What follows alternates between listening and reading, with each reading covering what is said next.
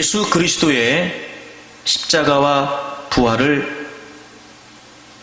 중요하다는 것은 아무리 강조해도 지나치지 않을 것입니다.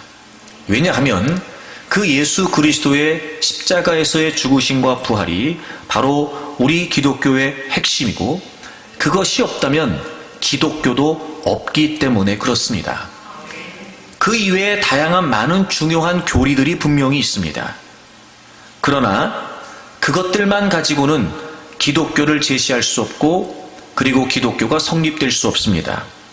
오직 예수 그리스도의 죽으심과 부활, 그것을 중심에 놓고 있을 때만이 신앙이, 믿음이 저는 바르게 성장해 갈 수 있으리라고 믿습니다.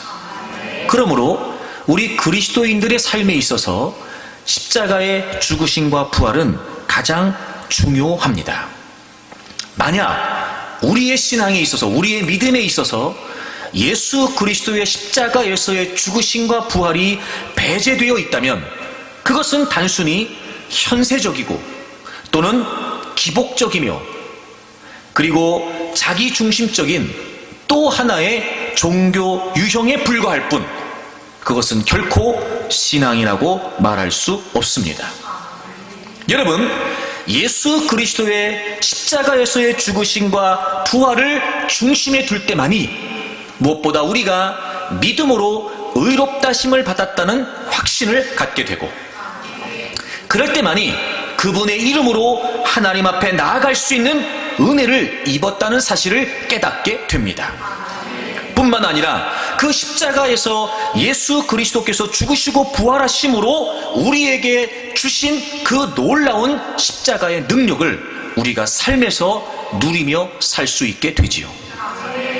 무엇보다 그 십자가에서 예수 그리스도께서 우리를 위해 모든 것을 내어주셨기 때문에 우리 또한 그분을 주인으로 삼아 모든 것을 그분을 위해 드릴 수 있는 삶의 대변혁이 이루어지는 존재와 가치의 변화를 도모해 갈 수 있습니다. 그리고 가장 궁극적으로 예수 그리스도의 십자가에서의 죽으심과 부활이 분명해야 우리는 영원한 하나님의 나라를 바라볼 수 있게 되고, 그 하나님의 나라를 소망하는 진정한 우리의 소망을 가질 수 있게 된단 말이에요. 그러므로 예수 그리스도께서 십자가에서 죽으시고 부활하신 이 십자가의 진리는 여러분, 우리에게 있어 가장 중요하다고 믿습니다. 사랑하는 여러분, 예수님께서는 여러분들을 위해 십자가에서 죽으셨습니다. 그리고 그분은 여러분들을 위해 부활하셨습니다. 그러므로 우리가 믿는 예수님은 부활하신 예수님, 지금도 살아계신 예수님이심을 믿습니다. 그래서 우리가 주님을 믿는다는 건 무엇을 의미하느냐? 바로 죄와 사망의 권세를 이기시고 부활하신, 지금도 살아계신 그 예수 그리스도께서 나와 함께하고 계시다는 사실을 믿는 겁니다. 부활절부터 계속해서 우리는 지금 부활과 관련된 말씀을 나누고 있습니다. 특별히 오늘부터는 그 부활하신 예수님께서 마지막 승천하시기 전까지 주님을 따랐던 많은 사람들에게 전하신 그 주님의 말씀을 중심으로 해서 도대체 부활의 주님께서 나와 함께 하신다는 게 무슨 의미일까?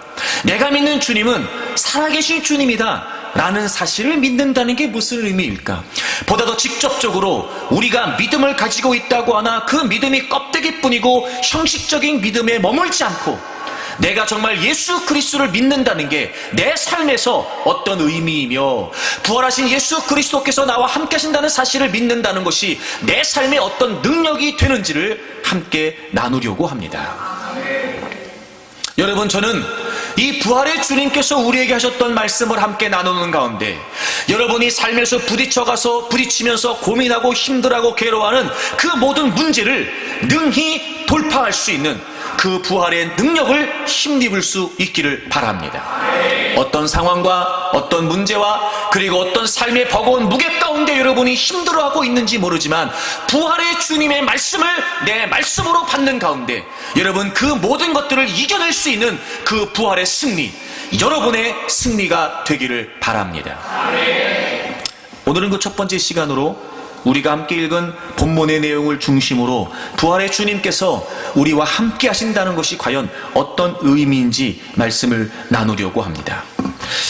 마태는 예수님께서 부활하신 그 장면에 관해 이렇게 설명을 시작하고 있습니다. 1절을 보시면 안식일이 다 지나고 안식 후 첫날이 되려는 새벽에, 그러니까 예수님이 죽으시고 3일째 되는 바로 그날 아침이었습니다. 새벽이었습니다. 막달라 마리아 그리고 다른 마리아가 무덤을 보려고 예수님의 무덤을 향해 가고 있었습니다.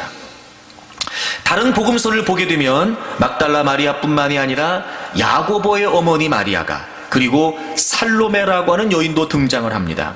그리고 그들이 예수님의 무덤을 찾았던 이유는 예수님의 시신에 향품을 바르기 위해서였습니다. 예수님이 부활하시는 그 새벽, 여인들은 예수님의 시신에 향품을 바르기 위해서 예수님의 무덤을 향해 가고 있었습니다. 그리고 2절과 3절의 내용은 유독 마태복음에만 기록되어 있는 독특한 내용입니다. 2절에 보시면 큰 지진이 일어났습니다. 그리고 주의 천사가 하늘로부터 내려와 돌을 굴려냈습니다. 이 돌은 그 예수님의 시신이 안장되어 있는 무덤을 막고 있었던 큰 돌이었습니다. 그 돌을 굴려냈습니다. 그 천사가 말이죠. 그리고 천사가 지금 그 위에 앉아 있습니다. 그 형상이 번개 같았습니다. 번개가 아니라 번개 같았습니다. 그 옷은 눈처럼 희었습니다. 여러분, 2절과 3절의 내용을 통해 여러분이 짐작하실 수 있는 것처럼 이것은 어떤 초자연적인 사건이 지금 일어나고 있다는 사실을 마태가 설명하고 있는 겁니다.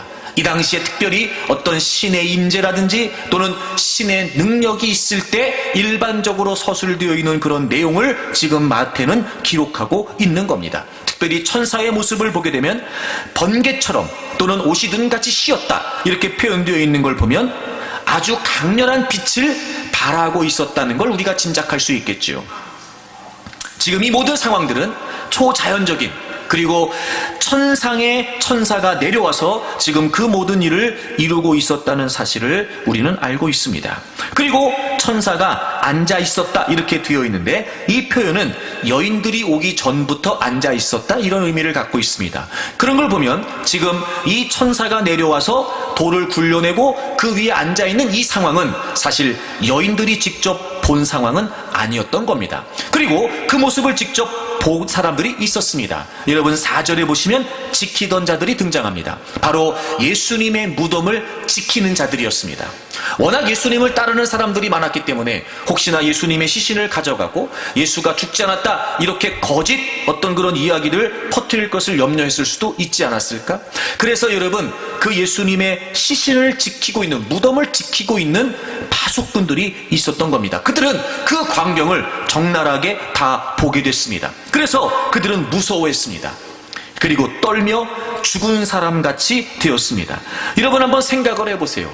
무덤을 지키고 있는데 새벽에 말입니다. 새벽에, 아직 동이 트지 않은 새벽에 말이죠. 막 강한 빛을 발하는 번개 같은 형상의 천사가 내려와서 그 어마어마한 돌을 굴려내고 말입니다. 그리고 그 위에 딱 앉아있는 그 모습을 봤으니 얼마나 이 무덤을 지키고 있는 사람들이 무서웠겠냔 말이에요. 마치 죽은 사람처럼 산송장같이, 아마 모르긴 몰라도 다 바닥에 엎드러져 있지 않았을까요? 다 자빠져 있지 않았을까요? 아마 그런 상황이 지금 마태로 하여금 마태가 기록하고 있는 것 같습니다. 그리고 이제 여인들이 그 무덤에 당도합니다.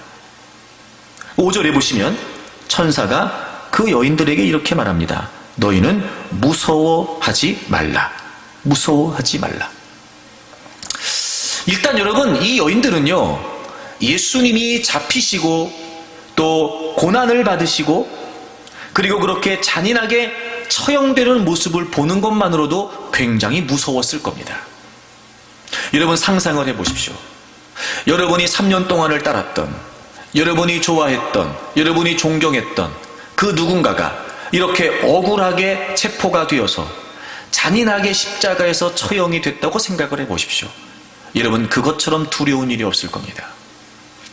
그리고 예수님이 무덤에 옮겨지고 큰 돌이 그 무덤을 막는 걸 다 보고 있었던 이 여인들, 얼마나 불안하고 얼마나 두려웠을까요? 사흘째 되는 날 무덤을 찾아갔을 때 더 두려웠을 겁니다. 왜냐하면 아직 동이 트기 전 그 새벽에 여러분, 무덤에 가봤더니 그 무덤 입구가 열려 있는 겁니다. 그 큰 돌이 굴려져 있는 겁니다. 그리고 번개처럼 보이는, 번개 같은 형상을, 아주 강한 빛을 내는 천사가 그 위에 앉아있는 모습을 본 겁니다. 지금 이 여인들은 더 무서워진 겁니다. 더 두려워졌고 지금 생각이 더 복잡해졌을 겁니다. 이 천사는 그 여인들이 지금 더 무서워하고 있다는 사실을 알고 있었습니다. 그래서 그 천사는 여인들을 안심시키고 위로합니다. 무서워하지 말라, 무서워하지 말라.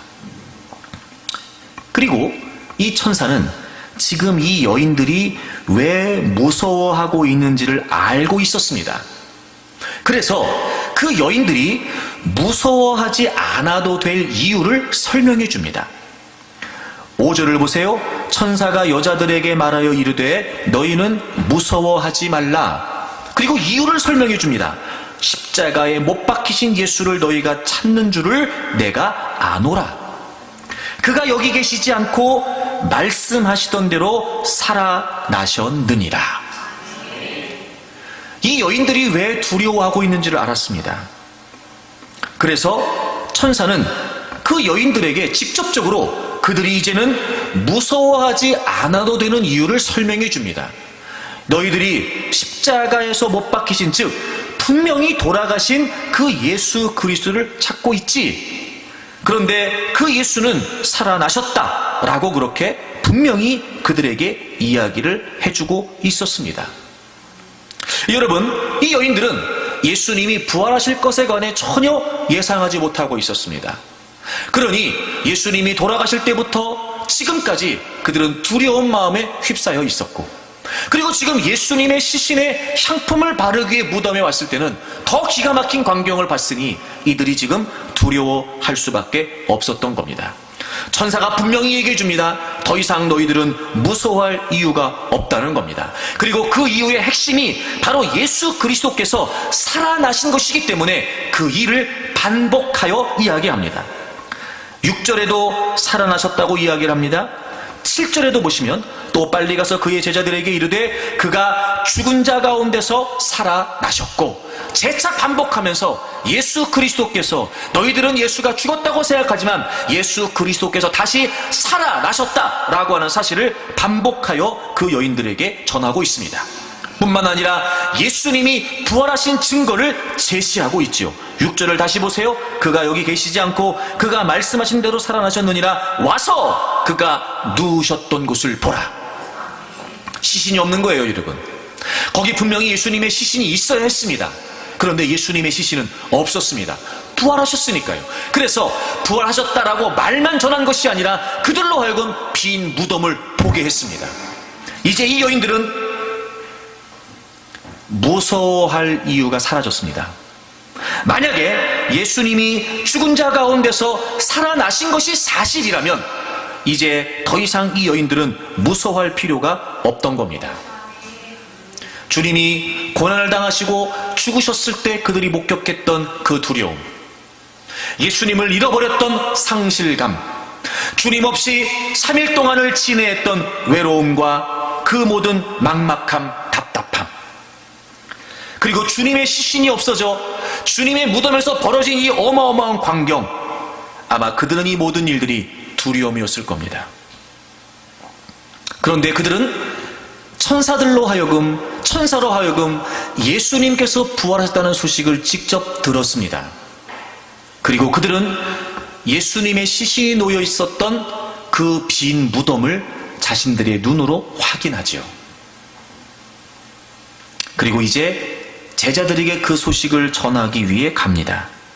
그런데 말입니다, 그렇게 제자들을 향해 가고 있던 그 여인들의 모습이 성경에 이렇게 기록되어 있습니다. 8절을 보십시오. 그 여자들이 무서움과 큰 기쁨으로 빨리 무덤을 떠나 제자들에게 알리려고 달려가고 있었습니다. 여러분, 무서워하고 있는 이 여인들에게 천사가 얘기합니다. 무서워하지 않아도 된다. 왜냐하면 너희들이 찾고 있는 그 예수님은 다시 살아나셨다 얘기해 줍니다. 그리고 자신들의 눈으로 빈 무덤을 확인한 겁니다. 자, 그럼 여러분, 무서워할 이유가 있어요? 없어요? 없어요. 근데 그 소식을 제자들에게 알리기 위해 달려가고 있는 그 여인들은 여전히 무서웠습니다. 그리고 큰 기쁨으로 달려갔다고 되어 있지만 무서움과 큰 기쁨, 이렇게 설명하고 있는 걸 보면 온전히 기쁜 것도 아닌가 봅니다. 물론 성경에 그들이 왜 여전히도 무서워하고 두려워하고 있었는지에 관해 정확히 기록되어 있진 않지만 지금 이 여인들의 심정은 주님이 부활하셨다, 빈 무덤을 확인했고 그럼에도 불구하고 공포와 기쁨이 뒤섞여 있는 혼합된 감정 상태였다는 겁니다. 확실히 믿어지지 않아서일까? 천사를 만났던 그 초자연적인 사건을 감당할 수 없어서일까? 어쨌든 정확한 이유는 모르겠습니다. 그럼에도 불구하고 이 여인들은 여전히도 두려워하고 있었고 온전히 기뻐할 수 없었습니다. 천사가 무서워하지 말라, 그리고 무서워하지 않아도 될 이유를 설명했음에도 불구하고 그들은 지금 무서워하고 있었습니다. 그때 예수님이 그 여인들 앞에 나타나십니다. 9절을 보세요. 예수께서 그들을 만나 이르시되 평안하냐 하시거늘. 여러분, 여기서 평안하냐라고 하는 이 말은요, 너희는 기뻐하라, 이런 뜻입니다. 그러니까 주님은 지금 여전히 그들이 어떤 마음인지를 알고 계셨던 거예요. 온전히 그들이 지금 기뻐하지 못하고 있었던 겁니다. 여전히도 그들은 두려움에 휩싸여 있었던 거예요. 주님 말씀하십니다. 너희는 이제 기뻐해라, 기뻐해라. 그리고 이 여인들에게 동일한 말씀을 하십니다. 10절 보세요. 이에 예수께서 이르시되 무서워하지 말라. 주님을 만나 그들이 예수님께 나아가서 그 발을 붙잡고 경배했다는 걸 보게 되면 여러분, 이 여인들은 지금 자신들 앞에 서 있는 그분이 부활하신 예수 그리스도라고 하는 사실을 지금 알게 됐던 겁니다. 그리고 그분 앞에 엎드렸습니다. 주님께서 말씀하십니다. 무서워하지 말라, 무서워하지 말라. 자, 그런데 앞절에서 천사들도 무서워하지 말라 그랬어요. 그리고 10절에서 예수님도 무서워하지 말라 그랬어요. 천사들은 무서워하지 말라 그러고 예수님이 다시 살아나셨다 이야기를 하고 그 소식을 갈릴리에 가서 전하라고 이야기를 했어요. 주님은 무서워하지 말라라고 말씀하셨고 가서 갈릴리에 가서 제자들에게 그 소식을 전하라고 말씀하셨어요.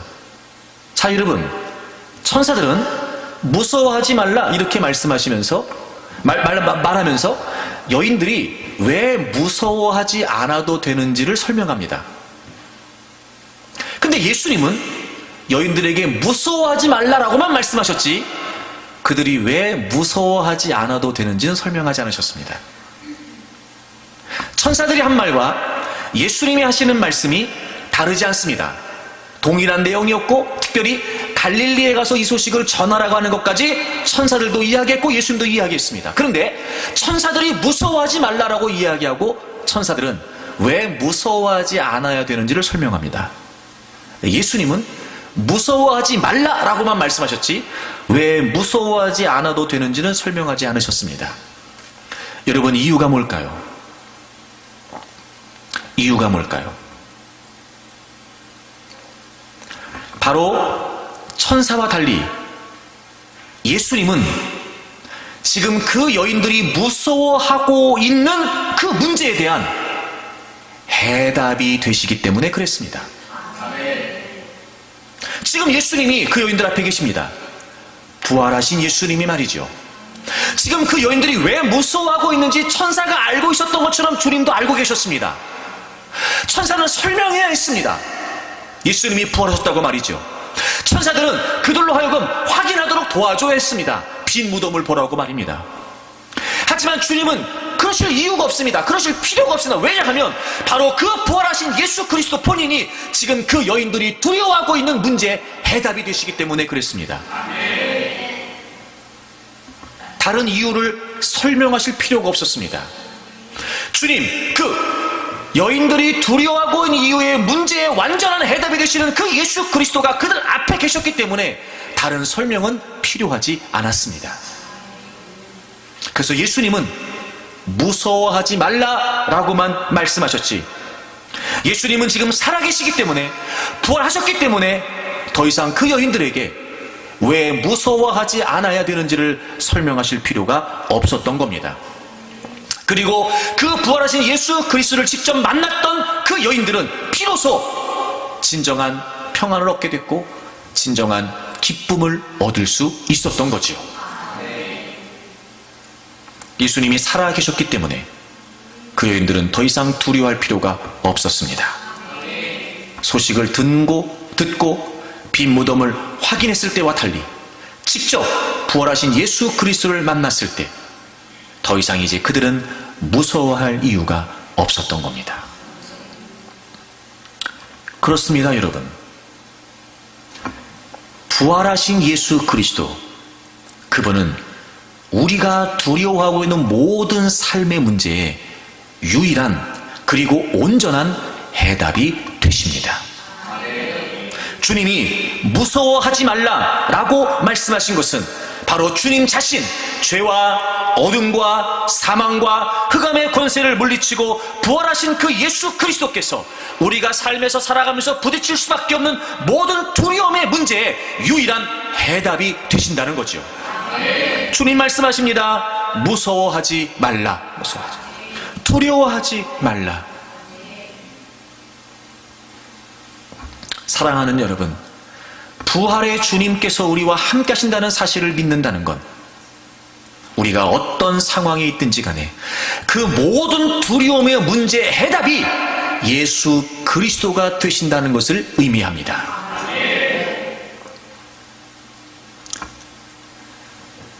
그 예수 그리스도는 여러분의 모든 삶에 함께 하십니다.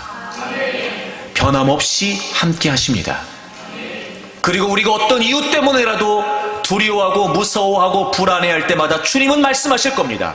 무서워하지 말라. 두려워하지 말라.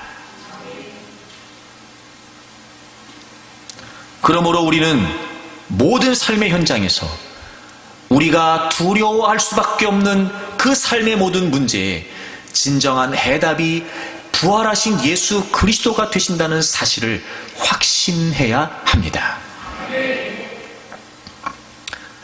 여러분, 우리 인간의 존재를 여러 가지로 표현할 수 있겠으나 그 중에 하나가 뭐냐면 저는 두려워하는 존재다라고 생각합니다.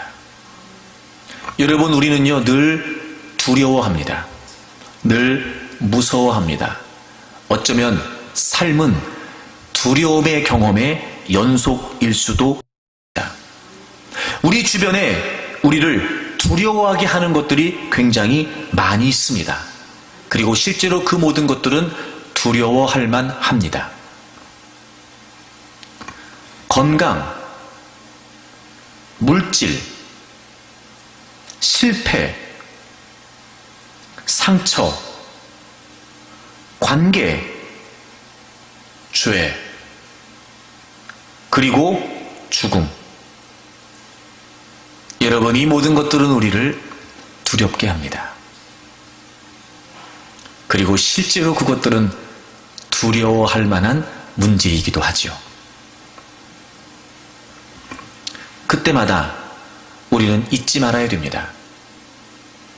부활의 주님께서, 그래서 지금도 우리와 함께 하시는 그 주님께서 우리가 두려워할 수밖에 없는 그 모든 문제에 진정한 해답이 되신다는 사실을 확신하는 겁니다. 사랑하는 여러분, 그 어떤 경우에도 저는 여러분이 그 어떤 상황에서도 이 여인들을 만나 무서워하지 말라고 말씀하셨던 그 부활의 주님, 그분이 여러분과 함께 하시고 지금도 여러분에게 끊임없이 무서워하지 말라 말씀하시는 그 주님의 말씀을 확신할 수 있기를 바랍니다. 그래서 예수님께서 마태복음 11장 28절에 수고하고 무거운 짐진 자들아 다 내게로 오라 말씀하신 거예요. 수고하고 무거운 짐진 자들아 짐을 내려놔라 그러지 않으셨어요. 수고하고 무거운 짐진 자들아 다 내게로 오라고 하셨습니다. 그러면 여러분, 예수 그리스도 이전에 우리의 인생은 수고하고 무거운 짐을 지는 인생이에요. 두려움의 연속, 무서움의 연속, 불안의 연속. 그런데 그 모든 문제, 우리가 어떤 문제를 안고 살아가는 것을 모르지 않는 주님께서 수고하고 무거운 짐진 자들아, 우리의 인생을 정확히 알고 계시는 그 예수님께서 그것에 대한 해결책으로 본인 스스로를 제시하십니다. 다 내게로 오라는 겁니다. 내게로 오라는 겁니다. 여러분, 지금 여러분은 여러분이 두려워하고 있는 그 모든 문제에 대한 답을 어디서 찾고 계십니까? 여러분, 여러분이 두려워하고 무서워하고 불안해하는 그 여러 가지 많은 상황들에 대한 진정한 해결책을 여러분 어디서 찾고 계십니까? 무엇이 해답이라고 생각하십니까? 무엇이 진정한 해결이라고 생각하십니까? 여러분, 예수 그리스도만이 우리의 두려움의 모든 문제의 해답이 되십니다.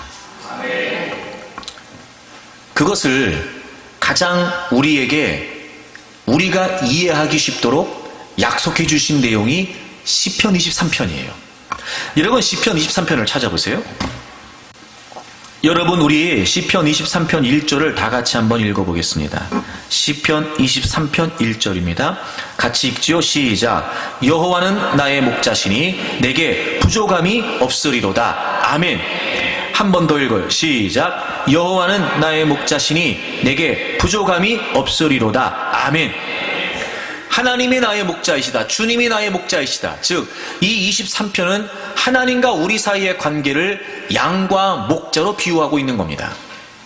그런데 놀라운 고백을 합니다. 하나님이 나의 목자이시니 내게 부족함이 없다는 겁니다. 여러분, 우리 성경은 부족함이 없다고 되어 있는데 보다도 원문에 가깝게 의역을 하면 나는 더 이상 필요한 것이 없습니다, 이런 뜻이에요. I shall not want. 난 더 이상 원하는 게 없단 말이에요. 그러니까 하나님이 목자이시기 때문에 그거면 충분하다, 이런 의미예요. 아멘 좀 해보세요. 하나님이 목자이시기 때문에 나는 더 이상 필요한 게 없습니다, 이런 의미라고요. 그도 그럴 것이, 왜 이렇게 목자와 양으로 하나님과 우리 사이를 비교했냐면 양의 모습이 사실 우리의 인생과 굉장히 흡사합니다. 기본적으로 양은요, 가시거리가 짧아요. 약 1m에서 1m 50cm 이상을 보지 못한답니다. 자, 여러분 2절을 좀 보겠습니다.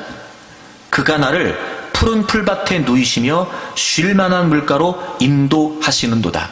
그가 누굴까요? 여기서 여러분, 나의 목자이신 하나님이세요. 우리 성경에는 이 그라고 하는 주어가 한 번밖에 안 나오거든요. 원문에는요 계속 등장해요. 그가 나를 풀밭에 누이시며 그가 쉴만한 물가로 인도하시고 그가, 이렇게 주어가 계속 나와요. 주어가 여러분. 그러니까 하나님이 우리의 삶의 모든 부분을 책임지고 이끌어 가신다는 거예요. 2절에 보시면 그가 나를 푸른 풀밭에 누이시며 쉴만한 물가로 인도하시는도다. 자, 여러분, 양은 가시거리가 짧아요. 1m에서 1m 50cm 이상을 보지를 못해요. 자, 그러면 양이 스스로 풀을 뜯어먹기 위해 풀밭을 찾아갈 수 있을까요? 없을까요? 없어요. 안 보여요. 안 보입니다. 그러니까 양은 자기 스스로가 먹을 걸 찾아 나갈 수가 없단 말이에요.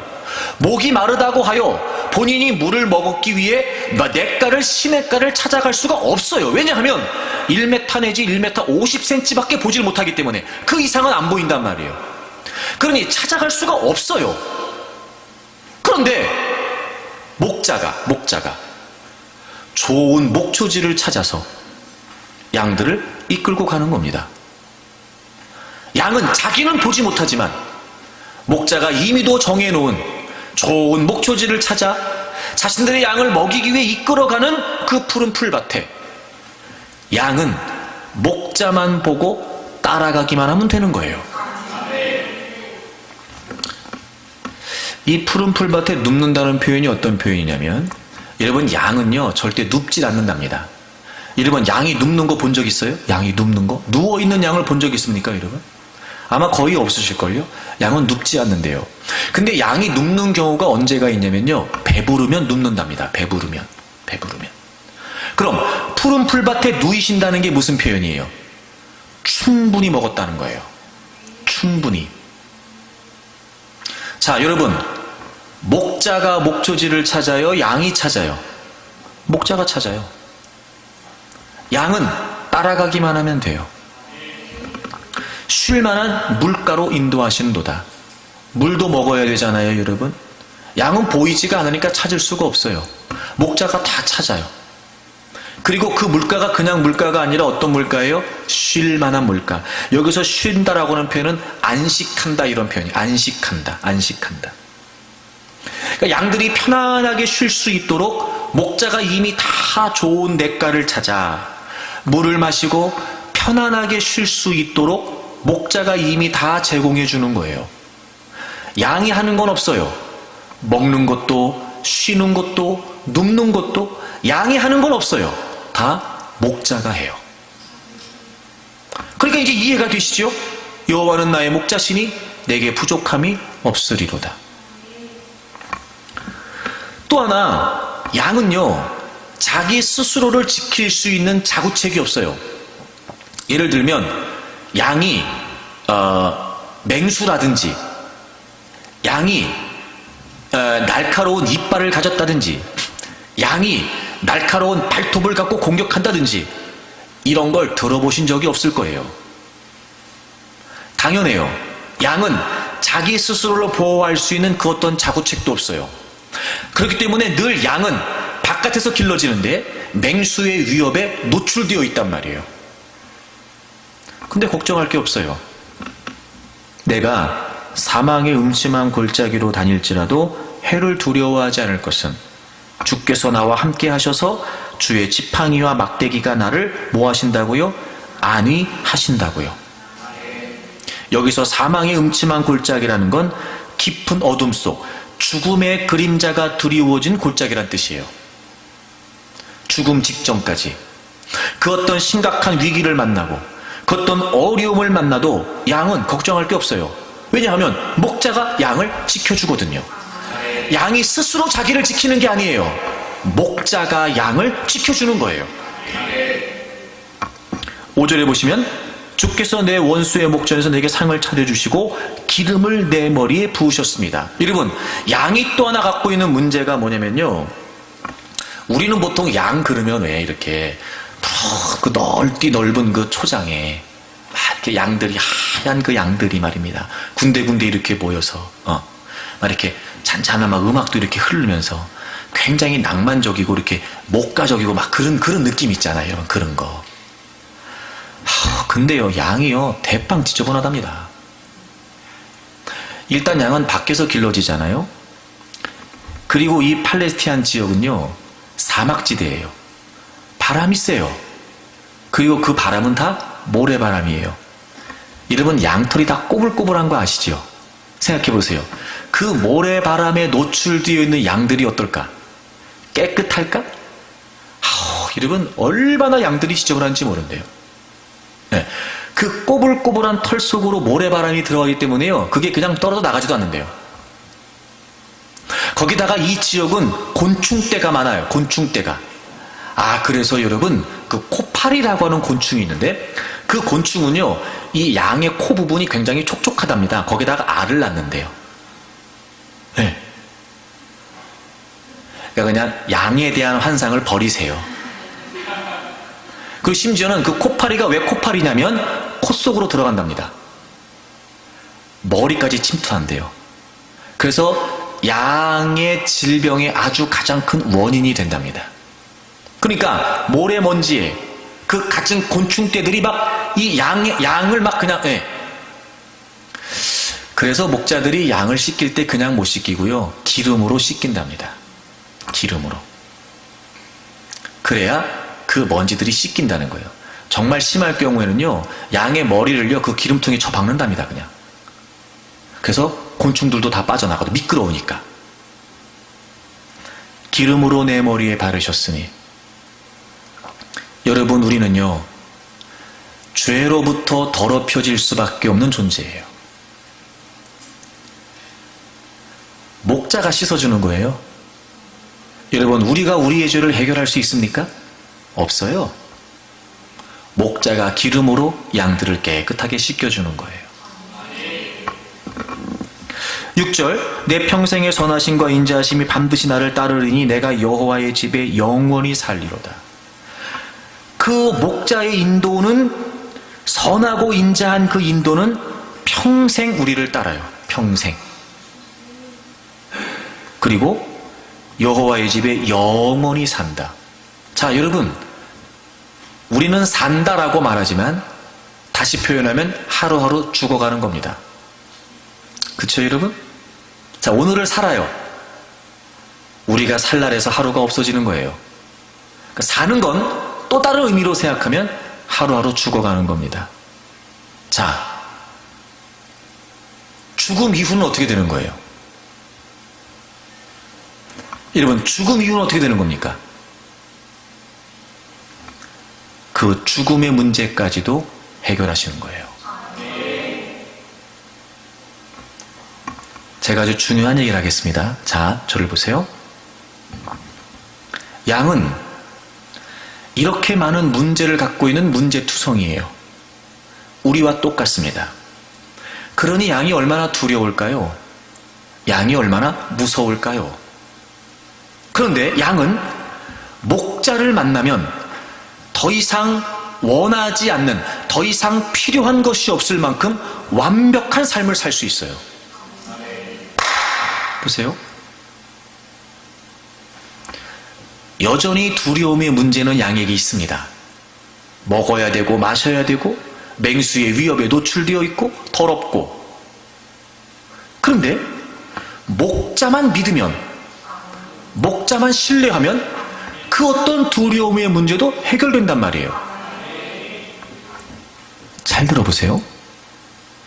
그렇다면 두려움의 문제는 상황의 문제가 아니에요. 그렇다면 두려움의 문제는 상황의 문제가 아니었어요. 지금 양은 문제투성이, 두려움 속에서 살 수밖에 없습니다. 근데 그 모든 두려움을 완벽하게 해결할 수 있는 게 뭐냐면 목자를 믿는 거예요. 목자를 신뢰하면 두려워하지 않아도 돼요. 아, 여러분, 두려움은 그래서 상황의 문제가 아니라 나와 목자 사이의 관계, 상태의 문제예요. 아무리 내가 두려운 문제를 만났다 하더라도 나의 목자 되신 하나님을 온전히 신뢰하는 그 상태가 분명하면 두렵지 않아요. 여러분, 굉장히 중요한 부분을 우리가 확인해야 합니다. 두려움은 상황의 문제가 아니라 상태의 문제였어요. 다시 말해, 나는 지금 내 눈앞에 보여지는 그 문제, 마치 그것 때문에 주님이 함께 하시지 않는 것 같고, 그것 때문에 주님의 은혜가 끊어진 것 같고, 그것 때문에 주님이 날 외면하고 있는 것처럼 느껴지는 그 문제가 아니라, 사실은 그 상황 속에서 내가 지금 나의 모든 삶을 완벽하게 해결해 주시겠다고 약속하신, 우리의 모든 두려움의 문제에 온전한 해답이 되신 그 예수 그리스도를 신뢰하는 우리의 상태가 지금 흔들리고 있는 거예요. 제가 요즘 여러분에게 계속 강조하고 있습니다. 생각이 바뀌어야 시각이 바뀌고, 시각이 바뀌어야 인생이 바뀝니다. 저는 여러분의 생각이 이 예수 그리스도께서 우리에게 약속해 주신 말씀에 근거하여 달라지기를 바랍니다.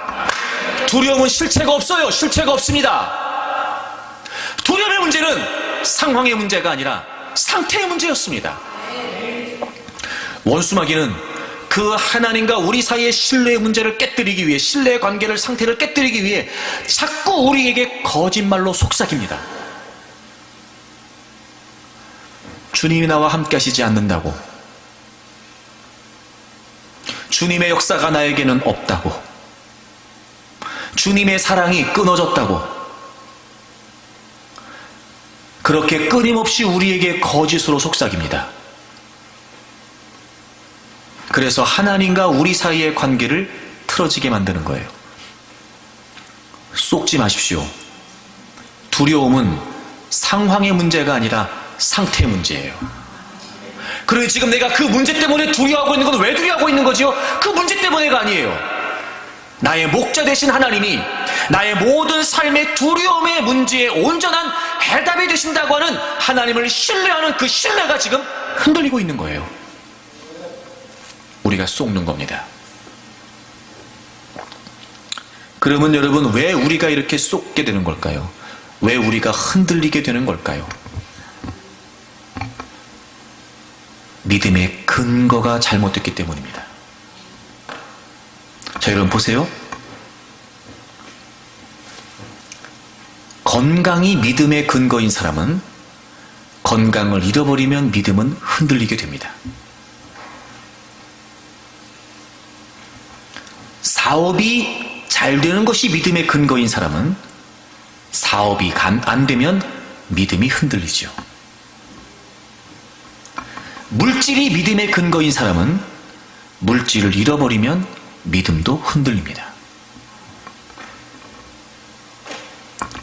그래서 믿음의 근거가 중요합니다. 사도행전 17장을 찾으세요. 31절을 다 같이 읽겠습니다. 다 같이 읽죠. 시작. 이는 정하신 사람으로 하여금 천하를 공의로 심판할 날을 작정하시고 이에 그를 죽은 자 가운데서 다시 살리신 것으로 모든 사람에게 믿을 만한 증거를 주셨음이니라 하니라. 아멘. 전반부와 후반부를 나눠서 여러분에게 설명을 드리려고 합니다. 일단 하나님은요, 이 모든 세상을 심판하시기로 정하십니다. 심판주는 누구십니까? 하나님이 정하신 예수 그리스도이십니다. 여러분, 제가 많이 강조했는데 초림의 예수님은 구원주로 오십니다. 구원자로 오시죠. 재림의 예수님은 심판주로 오시는 거예요. 그건 하나님이 정하신 것입니다. 그리고 하나님은 심판의 범위를 정하십니다. 천하 모든 우주 만물을 하나님은 심판하십니다. 그리고 심판의 기준이 뭐냐? 공의, 하나님의 공의입니다. 그렇게 하나님은 심판을 작정하셨습니다. 그런데 하나님은 이렇게 심판만 작정하신 것이 아니라 그 심판으로부터 우리가 구원받을 수 있는 증거를 주셨습니다. 그게 뭐예요? 그를 죽은 자 가운데서 다시 살리신 것으로 모든 사람에게 믿을 만한 증거를 주셨습니다. 여기서 믿을 만한 증거를 주셨다는 것은 믿음 그 자체를 주셨다는 거예요. 그러니까 하나님께서 그 예수 그리스도, 정하신 그 예수 그리스도를 죽음에서 다시 일으켜 세우심으로 말미암아 우리에게 믿음 그 자체를 주셨다는 거예요. 여러분, 우리의 믿음의 근거가 뭡니까? 예수 그리스도께서 나를 위해 죽으시고 부활하셨다는 거예요. 그것이 우리에게 주어진 하나님의 사랑이고 그것이 우리에게 주어진 하나님의 은혜를 확인할 수 있는 유일한 증거가 된단 말이에요. 여러분, 우리가 왜 흔들리는 거지요? 근거가 잘못되어 있기 때문에 그렇습니다. 우리는 무엇으로 하나님의 사랑을 확인하려고 합니까? 우리는 무엇으로 하나님의 은혜를 확인하려고 합니까? 우리는 무엇으로 하나님이 나와 함께 하신다는 것을 확인하려고 합니까? 우리는 무엇으로 하나님이 나를 구원하시고 나를 지키시고 나를 보호하신다는 것을 확인하려고 합니까? 여러분, 다른 표적이 아닙니다. 여러분, 우리가 다른 그 어떤 지식이 아닙니다. 예수 그리스도께서 십자가에서 나를 위해 죽으시고 부활하신 그 사건, 그것이 우리가 유일하게 믿을 만한 증거가 됩니다. 우리의 믿음의 근거가 잘못된 거예요. 그러니까 흔들리는 겁니다. 여러분이 예수 그리스도께서 십자가에서 죽으시고 부활하심으로 말미암아 우리에게 다양한 많은 은혜들을 증명해 주셨습니다. 로마서 8장을 가보실까요? 로마서 8장 35절을 보세요. 누가 우리를 그리스도의 사랑에서 끊으리요? 환난이나 곤고나 박해나 기근이나 적신이나 위험이나 칼이라 기록된 바 우리가 종일 주를 위해 죽임을 당하게 되며 도살할 양같이 여김을 받았나이다 함과 같으니라. 그러나 이 모든 일에 우리를 사랑하시는 이로 말미암아 우리가 넉넉히 이기느니라. 그 어떤 것도 우리를 하나님의 사랑에서 끊을 수 없다고 하셨습니다. 우리가 죄인 되었을 때에, 우리가 원수 되었을 때에 하나님은 예수 그리스도를 약속대로 십자가에서 못 박으심으로 우리에 대한 사랑을 확증해 주셨습니다. 그 예수 그리스도의 십자가는 그 어떤 것에서도 우리를 하나님의 사랑에서 끊을 수 없다는 분명한 증거가 되죠. 여러분, 히브리서 2장을 가보세요. 히브리서 2장 17절을 보겠습니다. 그러므로 그가 범사의 형제들과 같이 되심이, 여기서 그는 예수님을 의미해요. 그 예수님이 형제들과 같이 되셨다, 이 말이 무슨 말이냐면 인간이 되셔서 이 땅에서 살아가신 것을 의미합니다. 여러분, 예수님은요 온전한 인간이 되셔서 우리과 동일하게 육신을 가지고 이 땅에 사셨습니다. 그러니까 예수님은 완전한 인성 그리고 완전한 신성을 다 갖고 계셨습니다. 예수님이 육신을 가지고 이 땅에 오신 것을 의미합니다. 그렇게 하셨습니다. 그래서 그분은 우리와 완벽하게 동일하게, 그러니까 형제들과 같이라고 하는 이 표현은 그저 단순히 흉내를 냈다거나 우리 인간과 비슷했다 이런 표현이 아니라 완벽하게 육신을 가지셨다는 걸 의미합니다. 그렇게 되셔서 인간이 경험하게 되는 모든 걸 겪으셨습니다. 이는 하나님의 일에 자비하고 신실한 대제사장이 되어 백성의 죄를 속량하려 하심이라. 여러분, 예수님께서 왜 육신으로 이 땅에 오셨죠? 우리의 모든 죄를 담당해 주시기 위해서였습니다. 그리고 놀라운 건 그 예수 그리스도께서 우리의 모든 죄를 담당하셨다고 하는 의미는 또 하나, 18절에 보세요. 그가 시험을 받아 고난을 당하셨은즉. 여러분, 여기서 예수님이 시험을 받으셨다는 건 이 땅에 육신을 가지고 사시면서 고난을 당함으로 겪었던 모든 시험을 의미합니다. 세상에 오셔서 이 땅에 살면서 주님이 경험하셨던 모든 시험, 고난, 고통, 이런 모든 것을 의미합니다. 주님은 육신을 가지고 이 땅에 사시면서 고난을 당하셨습니다. 여러분, 이게 왜 중요하냐면 그래서 시험받는 자들을 능히 도우실 수 있는 겁니다. 시험 받는 자, 우리를 말합니다. 여러분, 이 땅에 그리스도를 믿는 믿음으로 살아가는 모든 사람들, 그리고 우리 모두는 이 땅에 살면서 여러 가지 고난과 고통과 시험을 당하게 됩니다. 여러분, 주님이 우리를 위해 이 땅에 오셨습니다. 우리의 모든 죄를 담당하시기 위함이었죠. 근데 그분은 육신을 가지고 사시면서 모든 고난을, 시험을 다 받으셨습니다. 우리와 동일하게 말입니다. 동일하게. 그래서 주님은 우리가 어떤 시험을 받는지, 그게 얼마나 힘든지, 그게 얼마나 괴로운지, 그게 얼마나 두려운지 이미 다 이해하고 알고 계신다는 겁니다. 그래서 그분이 우리를 능히 도우실 수 있단 말이에요. 여러분, 혼자가 아닙니다. 여러분, 아무도 몰라주는 게 아니에요. 두려워하고 무서워하는 그 상황 여러분이 혼자 감당하는 게 아니었습니다.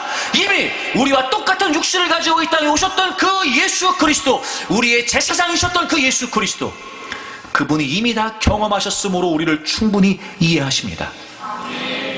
그리고 그분은 우리를 능히 도우실 수 있습니다. 4장을 가보실까요?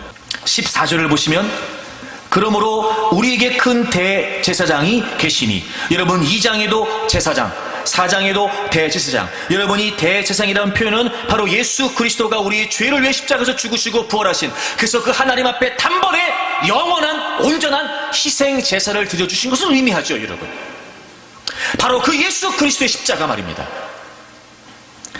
그분이 승천하시니 곧 하나님의 아들 예수시라 우리가 믿는 도리를 굳게 잡을지어다.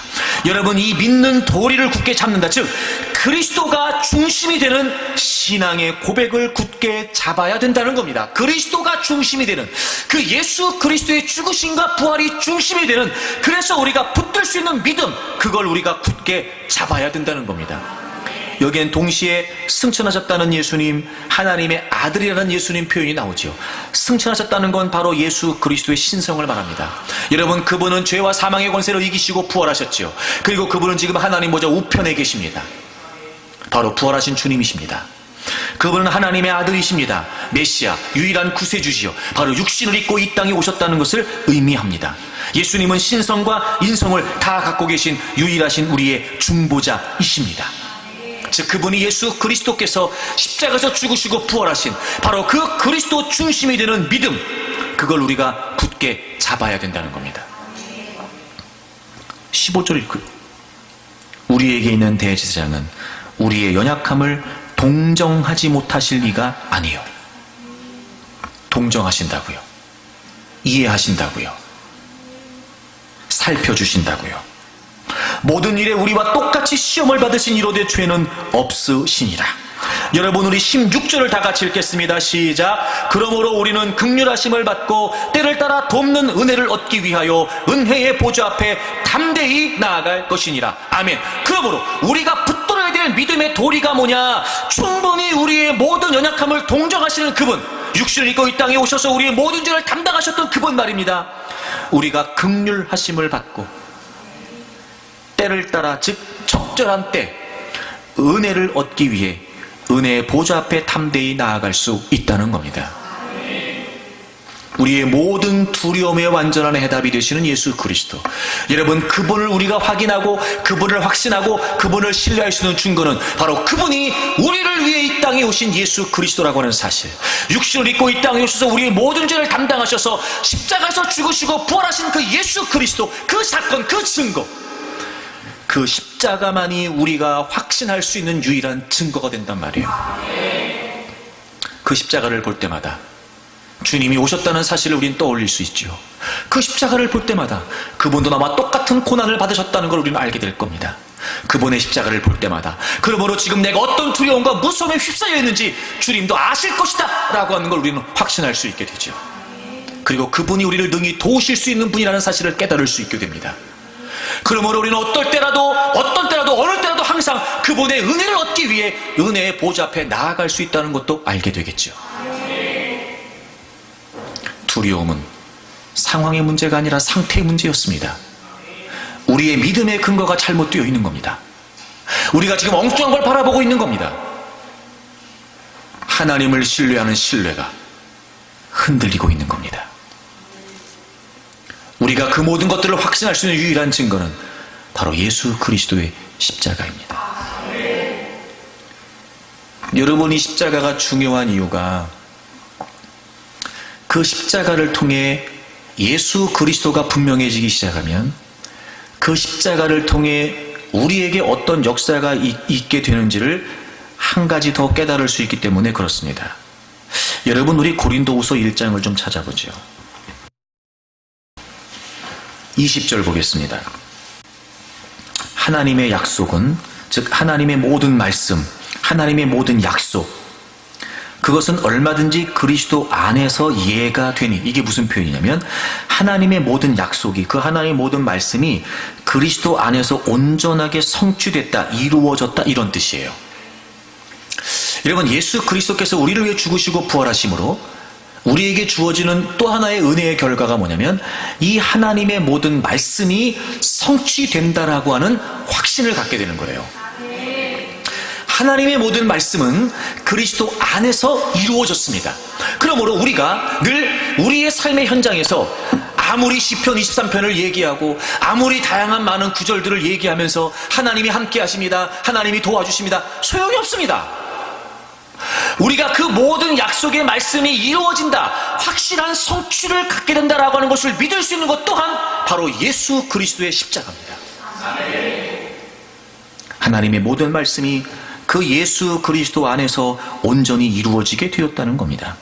그러므로 우리는 그 하나님의 모든 약속을 성취하신 예수 그리스도께 아멘으로 화답하는 겁니다. 그러면 하나님께서는 어떻게 하신다고요? 영광을 받으신다고요. 그리고 이것을 우리에게 확실히 증명하시기 위해 22절을 보시면 그가 또한 우리에게 인치시고, 여기서 인치셨다는 말은 우리를 소유로 삼으셨다, 이런 뜻이에요. 그 뒤에 보증으로, 이 모든 것들의 보증으로 우리 마음에 뭘 주셨어요? 성령을 주셨습니다. 하나님의 말씀이 예수 그리스도 안에서 온전히 이루어졌습니다. 그리고 21절에 보세요. 그리스도 안에서 굳건하게 하시고, 이건 우리의 모든 믿음을 견고하게 하시겠다는 겁니다. 그 그리스도 안에서 하나님을 신뢰하는 그 믿음을 굳건하게 하시겠다는 겁니다. 그 다음에 우리에게 기름을 부으셨다. 이 기름을 부으셨다는 건 하나님을 섬길 수 있는 구별된 존재가 되게 하셨다는 의미입니다. 그리고 또한 우리에게 인치셨다, 즉 우리를 하나님의 소유로 삼으셨다는 것. 이 모든 걸 완벽하게 보증하시기 위해 우리 안에 뭘 주셨다고요? 성령님을 주셨다고요.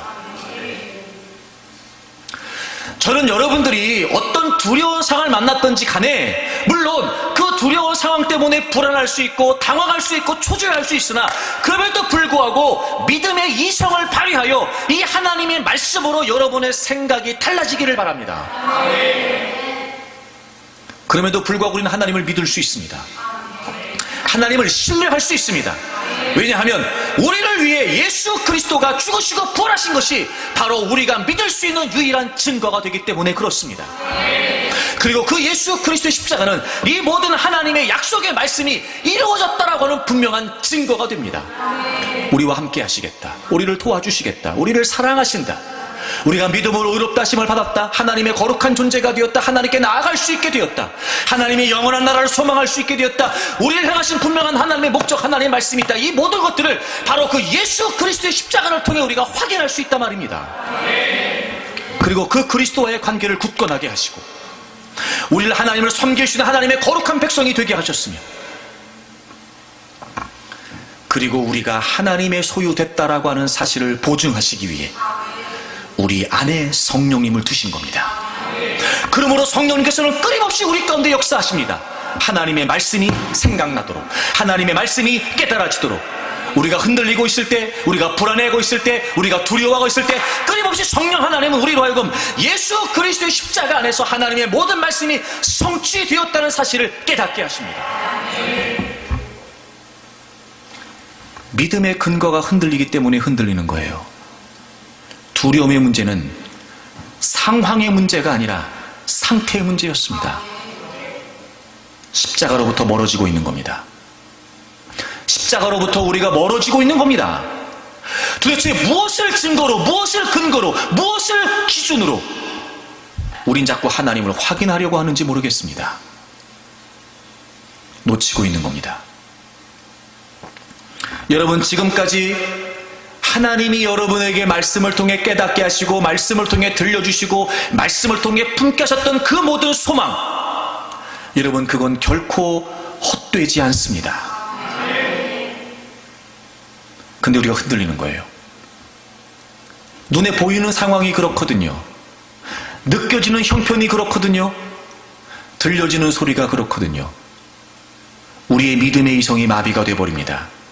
도무지 믿음이 발휘되지 못할 만큼 끊임없이 원수마귀는 우리에게 거짓으로 다가와 두려움과 무서움과 불안함에 휩싸이게 만듭니다. 그럴 때마다 하나님의 말씀이 이유가 되고 십자가의 복음, 복음의 진리, 이 분명한 하나님의 약속의 말씀, 여러분, 우리가 거기에 근거하게 되면 하나님을 신뢰하는 믿음의 상태가 흔들리지 않습니다. 우리의 두려움의 모든 문제의 완전한 해답은 예수 그리스도가 되심을 잊지 마십시오. 더 그 주님을 바라봐야 됩니다. 더 그 주님을 주목해야 됩니다. 지금 여러분의 인생의 배가 흔들리고 있습니까? 지금 여러분의 인생의 배에 폭풍우 소리밖에 들리지 않습니까? 지금 여러분의 인생의 배에 깜깜하고 여러분 그런 흑암과 구름과 도무지 구원의 소망이 없을 만큼 지금 여러분의 눈앞이 칠흑 같은 어둠 속에 있습니까? 쏟지 마십시오. 그런 폭풍우 속에서라도 여전히 내가 흔들리지 않을 수 있는 비결은 하나님의 약속의 말씀을 붙드는 겁니다. 십자가를 통해 나에게 이미도 확증해 주셨던 하나님이 나와 함께 하신다라고 하는 이 분명한 진리, 감정이 아니라 느낌이 아니라, 여러분, 그 모든 것들은 결코 하나님의 진리보다 앞설 수 없습니다. 또 십자가를 주목하고 나를 위해 죽으시고 부활하신 그 예수 그리스도를 바라보고 그분이 육신을 입고 이 땅에 오셨기에 우리의 모든 고통과 우리의 모든 고난을 임의도 헤아리시고 같이 공감하시는 분이라는 사실을 확인하는 겁니다. 그분 안에 모든 말씀이 이루어졌고 내 안에 성령 하나님이 거하신다. 그러므로 여러분, 두려움의 문제를 바로 그 예수 그리스도 안에서 해결할 수 있기를 바랍니다. 어떤 상황에서도 흔들리지 말고 어떤 상황에서도 휘청거리지 말고 예수 그리스도의 죽으심과 부활을 확신하고 부활의 소식을 듣고 빈 무덤을 확인했으나 여전히 무서움과 두려움 가운데 있었던 그 여인들에게 나타나셔서 무서워하지 말라고 말씀하셨던 그 주님의 말씀, 여러분의 말씀이 되기를 축복합니다.